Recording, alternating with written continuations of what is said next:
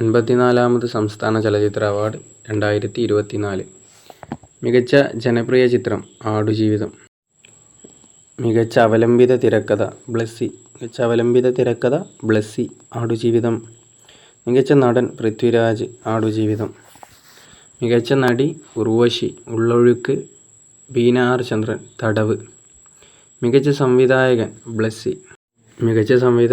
ബ്ലസ്സി ആടുജീവിതം. മികച്ച ചിത്രം കാതൽ ദിഗോർ ജിയോ ബേബി.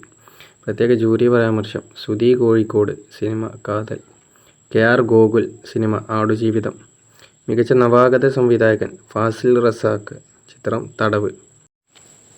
മികച്ച പിന്നണി ഗായകൻ വിദ്യാധരൻ മാസ്റ്റർ.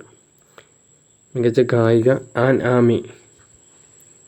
മികച്ച സ്വഭാവ നടി ശ്രീഷ്മ ചന്ദ്രൻ. മികച്ച സംഗീത സംവിധായകൻ മാത്യൂസ് പുളിക്കൽ. മികച്ച സംഗീത സംവിധായകൻ ജസ്റ്റിൻ വർഗീസ്. മികച്ച കലാസംവിധായകൻ മോഹൻദാസ്. മികച്ച ഗാനരചയിതാവ് ഹരീഷ് മോഹനൻ. ഛായാഗ്രഹണം സുനിൽ KS.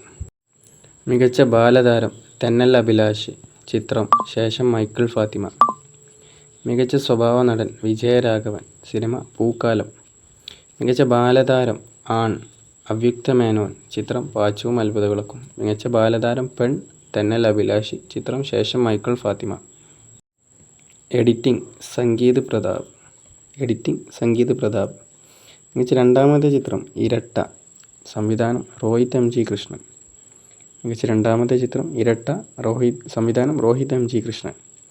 മികച്ച ചലച്ചിത്ര ഗ്രന്ഥം മഴവിൽ കണ്ണിലൂടെ മലയാള സിനിമ. മികച്ച ചലച്ചിത്ര ഗ്രന്ഥം മഴവിൽ കണ്ണിലൂടെ മലയാള സിനിമ. എഴുതിയത് കിഷോർ കുമാർ. ഇതോടുകൂടി ചലച്ചിത്ര അവാർഡുകൾ അവസാനിച്ചിരിക്കുന്നു.